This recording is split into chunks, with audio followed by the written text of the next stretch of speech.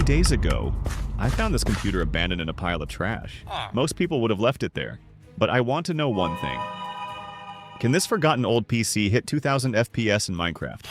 Honestly, that's going to be a huge challenge for hardware like this. It was filthy, covered in rust, and looked completely dead. Either I just found a hidden gem, or I brought home somebody else's problem. There's only one way to find out. It looks absolutely disgusting. The metal is covered in rust, and the inside is packed with dust. Honestly, I'm not even sure if I should still call this a PC. Alright, just from the outside, it's pretty obvious this is an old HP office computer. More specifically, it's an HP Compaq 4000 Pro SFF. It was released back in 2011, so it's old, but not ancient. From what I found, it's based on the LG A775 platform. The thing that convinced me to rescue it from the trash right away was this graphics card. Seeing a GPU still inside usually means the machine hasn't been stripped for parts or completely scavenged. That gave me a little hope. Taking a closer look, I found a 2GB stick of DDR3 RAM and an Intel Pentium E6600 processor. There's also a low-end office graphics card installed, although I don't know the exact model yet. The only thing missing is a hard drive. Expecting this thing to hit 2000 frames per second might be a little too optimistic, so whatever happens next, I'll have to install an operating system before I can find out if this abandoned PC still has any life left in it. There's no way I'm powering this thing on yet. At this point, it could turn into a bomb at any moment. The power supply is heavily rusted, and honestly, it doesn't look safe at all. I've had enough disasters with old computers in the past, and I'm definitely not looking to add another one to the list. So before I even think about pressing the power button, I'm going to take the power supply completely apart and clean it as thoroughly as possible. Hopefully that's enough to make it safe to test. To be on the safe side, I decided to open up the power supply completely. I was worried that moisture might have gotten inside, and I didn't want it to short out the moment I plugged it in. Besides, after sitting around for more than 15 years without being cleaned, I was expecting it to look like a vacuum cleaner inside. But surprisingly, it was much cleaner than I expected. Even so, I'm still going to take it apart, clean every component thoroughly, and make sure everything is completely dry before putting it back together. Alright, I think the motherboard has to come out too. It's just way too dirty to leave in the case. In a few minutes, it's getting a proper bath. The good news is that I can't see any obvious scratches or physical damage, so hopefully it's still functional. Next comes the front panel and the USB assembly. And if you didn't know, this PC even comes with a 1-watt internal speaker, so prepare yourself. It's powerful enough to make the neighbors complain, if they happen to have superhuman hearing. Now every single component is out of the case. One thing I did notice is that the edge of the chassis is slightly bent, so I'm grabbing a pair of pliers and using a little bit of brute force to bend it back into shape. Alright, everything is finally ready. It's bath time. For parts like the case, I can simply wash them with ordinary water. But when it comes to the electronic components, I only use distilled water. That helps reduce the risk of corrosion later on. A lot of people ask me why I spend so much time working on cheap old hardware. The answer is pretty simple. I just don't have the budget to buy expensive hardware for reviews. So instead, I try to bring forgotten machines like this back to life. Honestly, I'm really hoping this PC still works. Once everything is clean, the most important step is letting every part dry completely. There's no point rushing this. After everything had dried, I noticed that the metal on both the case and the power supply had been badly stained by corrosion. So I grabbed a wire brush and started cleaning every corner I could reach. I wanted this machine to be as clean as possible before putting it back together. After that, I reassembled the power supply along with the rest of the components.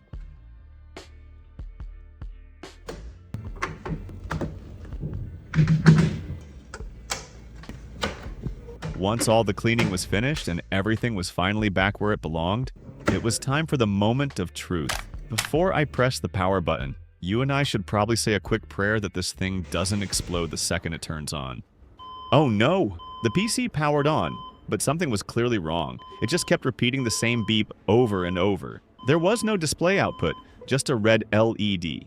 After looking up the beep code, I found out it was giving 5 beeps, which usually points to a CPU-related problem.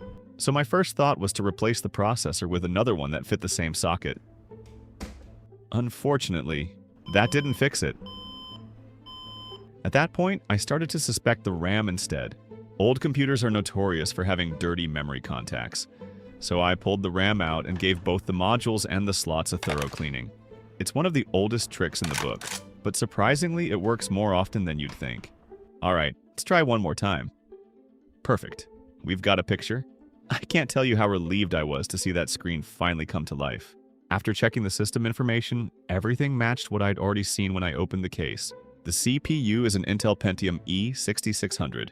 And honestly, it couldn't get much weaker. It only has 2 cores and 2 threads, and scores just under 500 points in synthetic benchmarks. That's pretty embarrassing by today's standards. At least it came with a dedicated graphics card, an AMD Radeon HD 7000 series. But don't get your hopes up. Even something as simple as watching YouTube is still a struggle. I can only play videos smoothly at 720p. The moment I switch to 1080p, the video starts dropping frames almost immediately. At that point, both the CPU and RAM are already close to their limits, just from playing a video. To be honest, I was seriously questioning whether this thing could even launch a game. Never mind hitting 2000 FPS in Minecraft, so I decided to start with GTA 5. Oh great, the game immediately warned me that my hardware was below the minimum requirements. Not exactly a confidence boost, but somehow, it still let me continue. So let's see just how bad this is. I'll be honest, I waited for almost 30 minutes, and it was still stuck on the loading screen. Well, that's 30 minutes of my life I'm definitely not getting back. Maybe it's time to stop being so stubborn. Instead of forcing GTA 5 to work, I'll switch to something that's a little more realistic for this old PC, Minecraft. Perfect. It launched almost instantly. That's a very good sign. But I had no idea I was about to face another disappointment. The frame rate? Just 4 frames per second. Ouch. Thankfully, once the world finished loading, things started to improve. The frame rate climbed to around 50 frames per second. Not bad, but still nowhere near my ridiculous goal of 2000 frames per second. So I jumped into the settings and started tweaking the basics. Lower graphics, shorter render distance, anything that might squeeze out a little more performance. And this is crazy. The frame rate shot up dramatically. Now it's hovering around 150 frames per second. The highest number I managed to see was 284 frames per second. Better? Much better. But it's still a long way from 2000 frames per second, which means I'm going to have to pull out every trick I know if I want this machine to get anywhere close. Next, I switched the game to windowed mode to see if that would make any difference. Oh my god! It actually did. The frame rate jumped by more than 300 FPS. The highest number I managed to record was 347 frames per second. Still, not quite enough to break the 400 frames per second barrier. So I decided to try one more trick. Overclocking the GPU. Let's see if I can squeeze out a few more frames. No way, it actually worked. You can clearly see the frame rate climbing even higher. The highest result I managed to capture was 474 frames per second. Better, but I'm still a very long way from 2000 frames per second. At this point, I was running out of ways to squeeze more performance out of this machine. The hardware is simply too weak, and Windows itself uses more system resources than I'd like. So I decided to try something lighter, Linux. More specifically, Linux Mint XFCE. After installing it, I set up Minecraft again and lowered every graphics option to the absolute minimum, hoping to gain a few extra frames. Well, not exactly. The average FPS didn't increase by much. But there was one thing I noticed right away. Linux was far more consistent. The frame rate hovered around 300 frames per second with much fewer stutters. On Windows, the frames per second constantly jumped up and down, and frame drops were much more noticeable. The highest frame rate I managed to record on Linux was 498 frames per second. A little better than Windows, but honestly not by a huge margin. At this point, I'd only made it about a quarter of the way to my goal. Even if I started adding performance mods, I knew they weren't going to magically get me to 2000 FPS. There was really only one option left: upgrade the hardware. First up is the CPU. I'm replacing the Pentium E6600 with a Core 2 Quad Q9550. It delivers roughly 150% more performance. And with 4 cores and 4 threads, I'm hoping it'll give Minecraft a noticeable boost. The RAM also needs attention. With only 2 GB installed, it's becoming a bottleneck for overall system stability. So I'm upgrading it to 8 GB using 2 4 GB DDR3 sticks. And finally, the graphics card. The old AMD HD 7000 has done everything it can, so it's time for something much more capable. A GeForce GTX 1050 Ti 4 GB. Let's see if these upgrades can finally push this forgotten PC a little closer to 2000 FPS. Alright, let's try it again on Linux.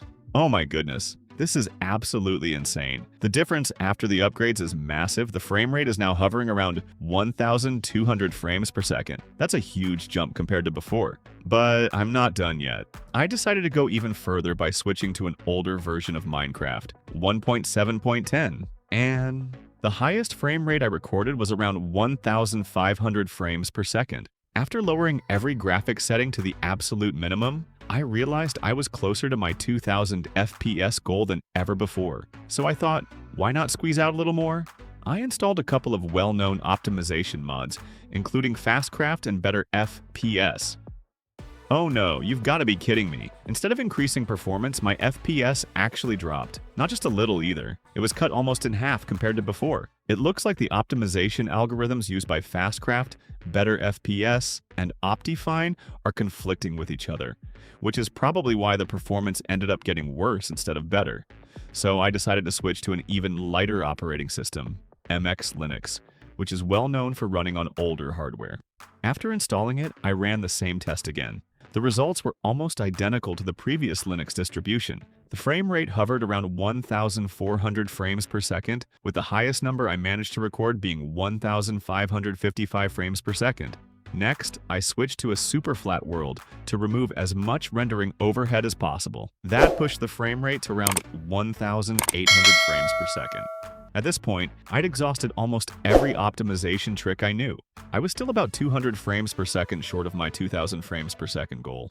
And honestly, I think this is the limit of what this old PC can do. If you know of any tricks that could push it even further, let me know in the comments.